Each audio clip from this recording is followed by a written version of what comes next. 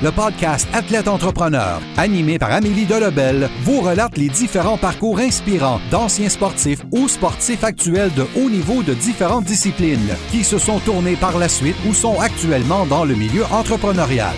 Des entrevues et reportages qui sauront vous motiver à atteindre votre plein potentiel. Le podcast Athlète Entrepreneur, des cheminements à découvrir.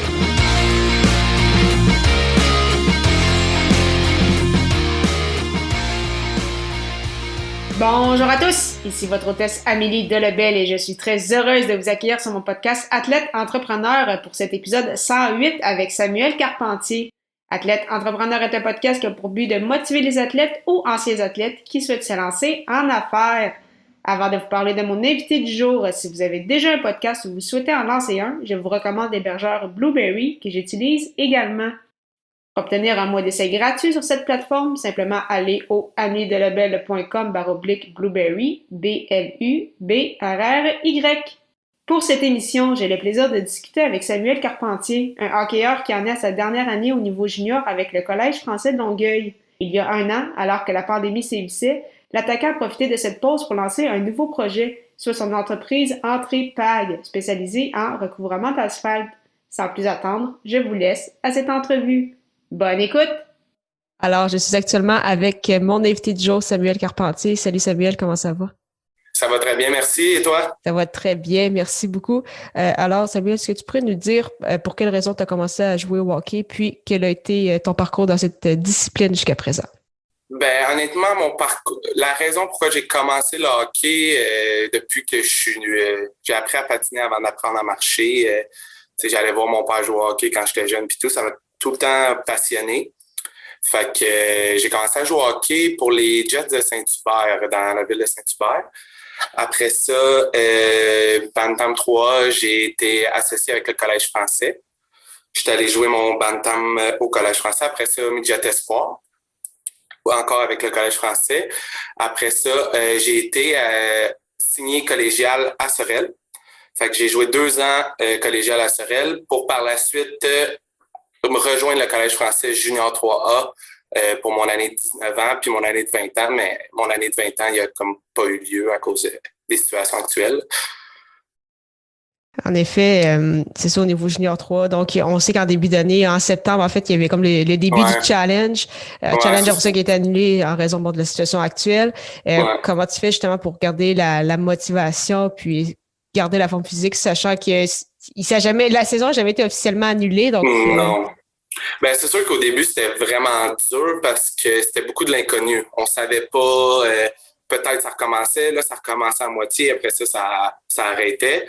Fait qu'au début, c'était assez difficile, mais par la suite, il y a encore des chances que ça reparte, mais j'ai vraiment fait mon deuil sur la saison.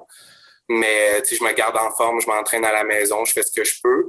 Mais aussi, beaucoup mon entreprise a réussi à venir un peu stimuler ce qui me manquait avec le hockey. Donc, j'ai trouvé d'autres passions puis d'autres buts.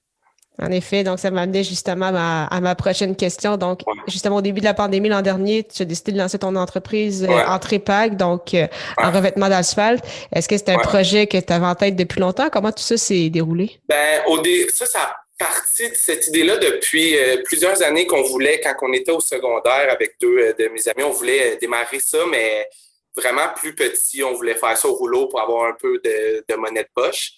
Puis l'idée est ressurgie durant le premier confinement où on s'était assis, pas assis en vrai, mais sur Zoom, on se parlait puis on se disait on veut se partir de quoi? On veut se trouver un emploi parce que les 3, on avait perdu l'emploi qu'on avait en ce moment.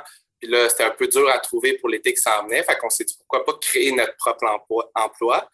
Fait que de là qu'est venue l'idée de le recouvrement d'asphalte. Puis là, avec la PCU, on avait les fonds pour investir dans quelque chose pour offrir un meilleur service, pour offrir quelque chose de plus grande qualité que l'idée qu'on avait eue auparavant. Donc, on a utilisé cet argent-là. On s'est dit, bon, on va se lancer, on a du temps libre pendant le confinement. On va s'occuper de ça pour que quand l'été commence, on soit prêt puis on ait un produit vraiment de qualité supérieure. Donc, c'est vraiment le confinement qui nous a fait développer toute cette idée-là. Puis, comment ça a été justement tous ces processus-là, la création d'entreprise, après ça, l'été, donc comment ça se déroule? Ben, on a été On a été vraiment chanceux parce que tout ce qui était marketing, tout ce qui était un peu logistique, on a fait ça à 3 pendant le confinement. Mais tout ce qui était, parce que l'entreprise qu'on a fait, ça prend des compétences qu'on n'avait pas. Fait que là, on voulait aller trouver ces compétences-là. Puis par chance, on connaissait quelqu'un dans le domaine qui s'avait lancé à notre âge dans la même situation, qui est rendu un expert, puis sa compagnie est vraiment grosse. Fait qu'on a eu la chance puis la générosité de cette personne-là de venir avec nous dans nos premières semaines pour nous montrer vraiment, pour pas qu'on fasse le travail tout croche. Fait que on a vraiment eu la chance d'avoir un professionnel qui est venu nous aider puis qui est venu nous donner la compétence qui nous manquait au départ. Le reste, on l'avait tout. On avait le côté marketing, le côté logistique, tout était fait, mais la compétence, on a pu aller la chercher en début d'été. Donc, c'était vraiment un plaisir. Puis, c'est quoi tes objectifs pour cette année, tant au niveau hockey? Donc, si tu penses poursuivre ta carrière, parce que là, c'est la fin, malheureusement, de ta carrière junior qui se termine de cette façon, puis avec ton entreprise? C'est sûr. Côté hockey, je me ferme pas de porte, je regarde ce qui pourrait s'offrir à moi dans les prochaines années, mais en ce moment, ma priorité est vraiment mon entreprise, mon école que le hockey. Donc, si j'ai une opportunité, si j'ai des offres, c'est sûr que je vais embarquer dans le hockey. Mais côté entreprise, là, on va amorcer notre 2e saison cet été.